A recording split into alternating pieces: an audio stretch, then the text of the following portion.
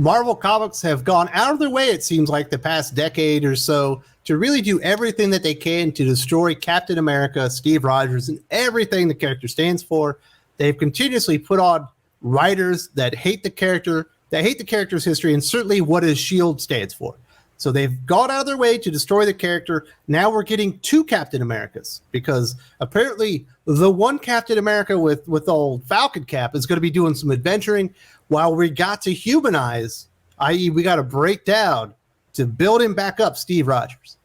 It's one of those weird things that, especially in Marvel nowadays, they're very good about verbalizing it. They're not hiding it anymore. Specifically, you heard Christopher Cantwell talk about Tony Stark. Like, we've got to humanize the character by giving this drug addiction, and that way when we take everything away from him, he can become a real person again, because that way he's not just this billionaire playboy that's really successful. You know, we can't have that stuff like that.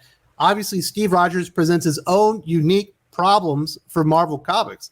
He's a white, straight, male character that is patriotic. That is a no-fly zone for Marvel Comics. So they have got to do everything that they can to destroy this new series before it even starts. The first thing they did was put Carmen Carnero as the artist on the book. Not a good artist at all. Guess who's illustrating the Falcon Cap book? R.B. Silva, one of the best artists they have. You can see which one they want to succeed, which one they want to fail. And the fact that they are openly saying that this Captain America with Steve Rogers isn't about adventures and being a hero. It's about personal growth. Well, at least that's pretty much what they're saying. The second thing they did to really destroy this Steve Rogers, besides having another Captain America even existing in the universe, is they put Collin Kelly and Jackson Lanzig on the book.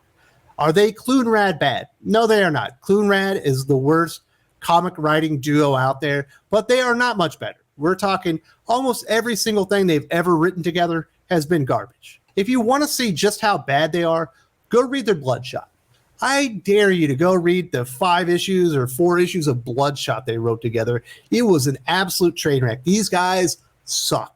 And I knew as soon as they put them onto Captain America, they would come in here with agendas, and that is exactly what they told us. They had an interview with CBR.com, and they both had some very interesting things to say about their Steve Rogers Captain America series.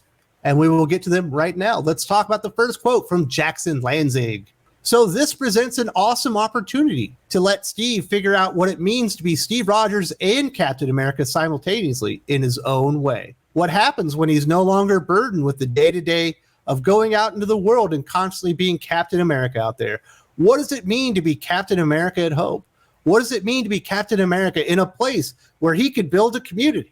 I don't know about you guys, but the Captain America story I have always wanted to be told was Captain America building a local community, for him to be like a community activist.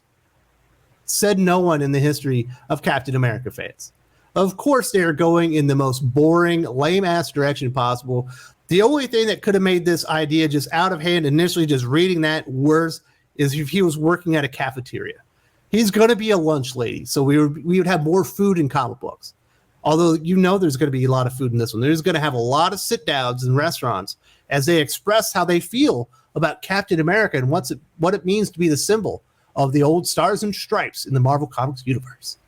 My goodness, this is going to be riveting stuff. People talking on every single page. Perhaps some young people will debase him for standing up for the old red, white, and blue back in the day. It sounds like a lot of fun. How did we get here? That's the question.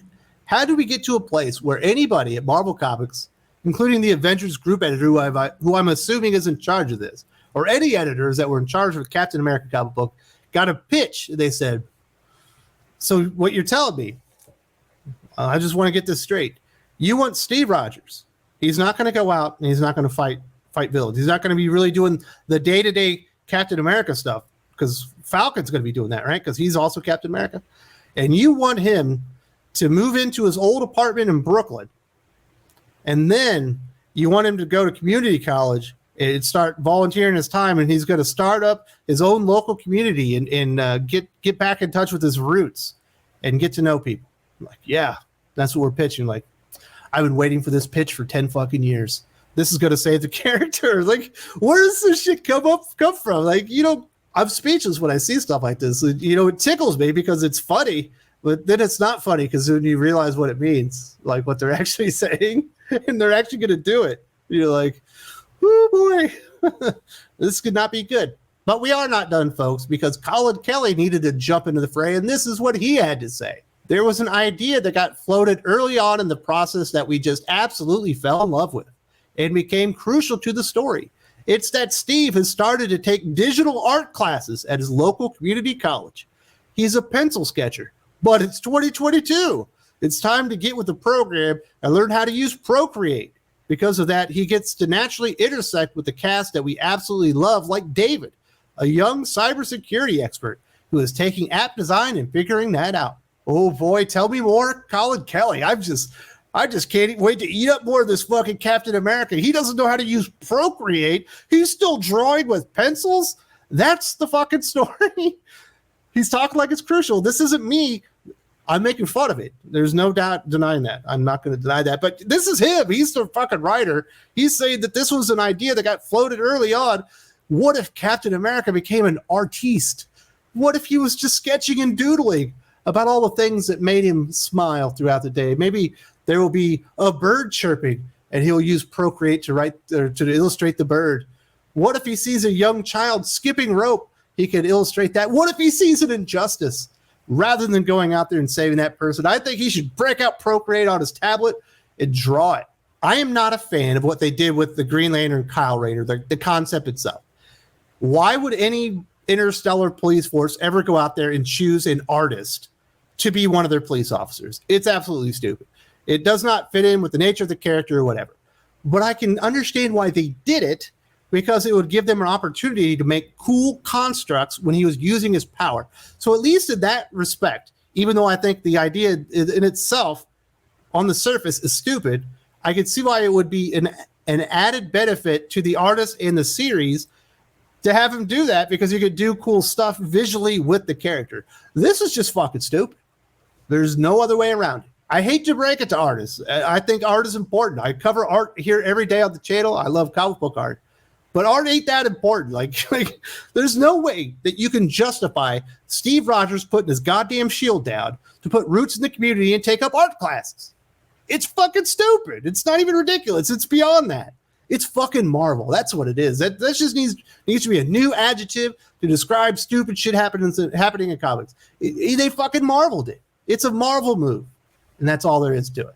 But we're not done yet, folks, because Jackson Lanzig is on the case. He's got more to say. There's also Mia, a young woman in Steve's class who has infinite patience for his complete inability to operate Procreate. Oh, goddamn, thankfully we're not dropping that plot point anytime soon. There's Hudson, an older black man who's been part of the New York scene his whole life. He knows the city like the back of his hand. He also has a different view of Captain America and Cap's legacy. Oh, thank goodness. We've never told this story before, that other people have different opinions on Cap's legacy. I defy Jackson Lanzig, Collin Kelly, Ta-Nehisi Coates, or anybody that's been debasing and trashing Captain America for these last decades or so to go back and look at the stories. You show me where Captain America was wearing the Captain America uniform, was holding the shield, and was being a racist, or was treating people unjustly because of the color of their skin, or went out there and would not help somebody out because of the color of their skin, their race, their religion, any of that stuff.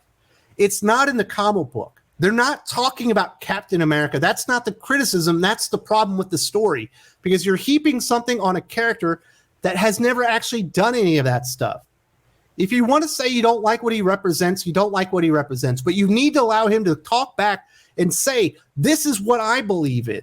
This is the America that I fight for. It might not be the America that we have, but it's the ideal that I'm willing to fight for and put my life on the line for. He never does that anymore. He's just a whipping boy. I get it. You want to make social commentary. Captain America is absolutely a place where you can do that and do it effectively. The character and what he represents absolutely goes hand in hand with that type of commentary. But it's so over the top, so heavy-handed, that I absolutely fucking know who Hudson is before he wrote the book. And he's not going to be attacking Captain America in his history. He's going to be attacking other things. And Captain America is never going to stand up for himself. Because he never thought about it that way. He's been living in the fucking Marvel universe for 80 years. Get out of here with that shit. But we are not done, folks. We still got 2 quotes from Collin Kelly. This is what he said next. We're also huge fans of Christopher Cantwell's United States of Captain America.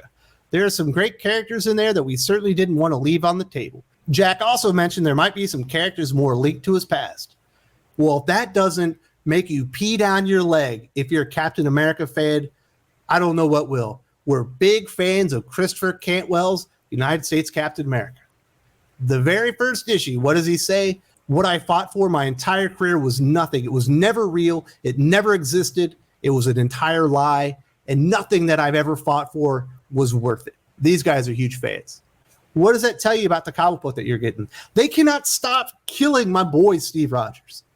It's just wholesale character assassination. You've done it enough now. Maybe it's time to build the character back up. Maybe it's time to put somebody that doesn't hate America as the writer of Captain America. That might be nice. Good old change of pace, right? A little bit of a different perspective on the character.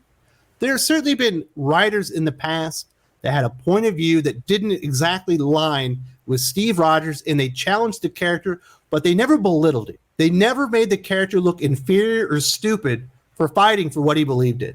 And that's what they do nowadays. And the fact that these dipshits say that they're huge fans of Christopher Cantwell, generally speaking at all, ever having that in a sentence is a red flag. But saying that they're huge fans of Christopher Cantwell's United States of Captain America as the next Captain America writers, what else could you say? It says it all. Final quote. And of course, there's Sharon Carter. Sharon is off on a kick-ass adventure that will come back to roost with its own consequences. But we need Steve to have the space to form this community without his relationship deeply tied into it. So when she does re-enter, the story is going to be wild. Well, of course you can't shit on Sharon Carter because that's why people read Captain America, right? They don't read Captain America for Steve Rogers or stories of heroism starring him or him going out there and fighting for what he believes in. We're coming to the big dance for old fucking Sharon Carter. And you and I both know that, right? Because, of course, Steve Rogers is stuck building a community, learning how to use fucking Procreate while Sharon Carter's out doing the real fucking hero work, going out really saving lives, keeping children safe. Like, you can't make this stuff up. These dudes are such wimpy fucking writers. Like, why would you ever put them on this? There needs to be a fucking litmus test. The first question is, do you hate America? If you say yes, you're off the fucking book. And now we'll go on. Do you think Sharon Carter can kick Steve's ass in a fight? When you say that, yes to that, you're off the fucking book. Come on. This shit is getting ridiculous. It's been long enough. Steve Rogers fans, Captain America fans have suffered long enough. The last even decent run, well, it was a good run, was Ed Brubaker. It's a long fucking time ago. The dude won't even write at Marvel anymore, and he hasn't wanted to for like a fucking decade now. This is bullshit. If you're a Captain America fan, I'm sorry I had to deliver this news to you, but if you thought you were getting change with Jackson Lanzig and Collin fucking Kelly on the book, you're not. You're getting the same old, because they love Christopher Cantwell's The United States Captain America. It doesn't matter what the fans think. Regarding that, I actually had a pretty in-depth conversation with my good friend Doug Ernst. He was in the United States military. He actually joined because of Captain America. We had an in-depth conversation about United States Captain America #1. If you don't remember this issue or you never saw the video, definitely check it out, and you can see what Marvel thinks about Steve Rogers and Captain America and what he stands for.